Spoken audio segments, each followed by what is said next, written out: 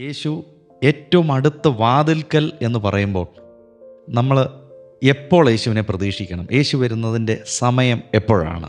അതിനെക്കുറിച്ച് എന്താണ് പറയാനുള്ളത്? യേശു കർത്താവിൻ്റെ വരവ് എപ്പോഴാകും, അതെന്ന് സംഭവിക്കും, യേശു എപ്പോൾ മടങ്ങി വരും എന്ന് സാറിനോട് ചോദിക്കുമ്പോൾ സ്വർഗത്തിൽ വസിക്കുന്ന ഏഞ്ചൽസിനോ പുത്രനായ മടങ്ങി വന്ന് നമ്മളെ സ്വീകരിക്കേണ്ടതായ നമ്മുടെ കർത്താവായ യേശു ക്രിസ്തുവിന് പോലും തൻ്റെ ആ മടങ്ങി വരവിൻ്റെ സമയം എപ്പോഴെന്ന് ഒരു പർട്ടിക്കുലർ ടൈം പറഞ്ഞിട്ടില്ല, പറയുന്നുമില്ല.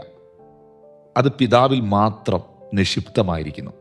എന്നാൽ ആ സമയം എപ്പോഴാണ് എന്നത്, അതെപ്പോൾ നടക്കും, യേശു എപ്പോൾ മടങ്ങി വരും എന്നുള്ളത് ചില സംഭവങ്ങളുടെ അടിസ്ഥാനത്തിൽ, സമയത്തിൻ്റെ അടിസ്ഥാനത്തിൽ, കാലഘട്ടങ്ങളുടെ അടിസ്ഥാനത്തിൽ നിങ്ങൾ മനസ്സിലാക്കിക്കൊള്ളാനാണ് യേശു കർത്താവ് നമ്മളോട് പറഞ്ഞത്. അതിൽ പ്രധാനമായിട്ടും യേശു ക്രിസ്തു പറഞ്ഞ രണ്ട് കാര്യങ്ങൾ. ഒന്ന്, മത്തായിയുടെ സുവിശേഷം 24 അധ്യായത്തിൽ അതിൻ്റെ 37 മുതലുള്ള വാക്യങ്ങൾ എഴുതിയിട്ടുണ്ട്. നോഹയുടെ കാലം പോലെ ഒരു കാലം വരും, അന്ന് മനുഷ്യപുത്രൻ്റെ വരവുമാകും. ജലപ്രളയം വന്ന് എല്ലാവരെയും നീക്കിക്കളയുവോളം അവർ അറിഞ്ഞതുമില്ല. അതൊരു ശ്രദ്ധിക്കേണ്ട ഒരു വാക്യമാണ്. അവരത് അറിഞ്ഞില്ല.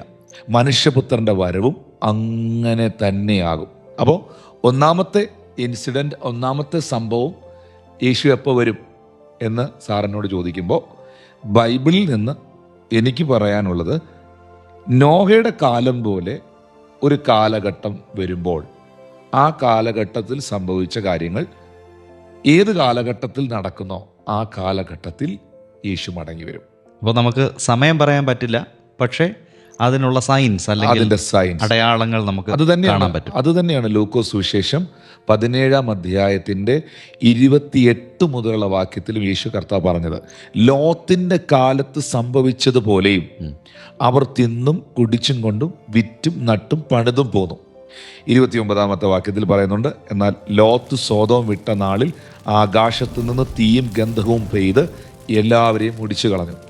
മനുഷ്യപുത്രൻ വെളിപ്പെടുന്ന നാളിൽ അവണ്ണമാകും. അവർ രണ്ട് വ്യക്തികൾ ജീവിച്ചിരുന്ന കാലഘട്ടം. ആ കാലഘട്ടം പോലെ ഒരു കാലഘട്ടം വരുമ്പോൾ, ഒരു ടൈം വരുമ്പോൾ, ആ ഇൻസിഡൻറ്റ് നമ്മുടെ സമയത്ത് നടക്കുമ്പോൾ നമ്മൾ മനസ്സിലാക്കിക്കോണം, യേശുവിൻ്റെ വരവ് അടുത്തു, അല്ലെങ്കിൽ ആ കാലത്തിൽ തന്നെ കർത്താവ് മടങ്ങി വരുമെന്ന്.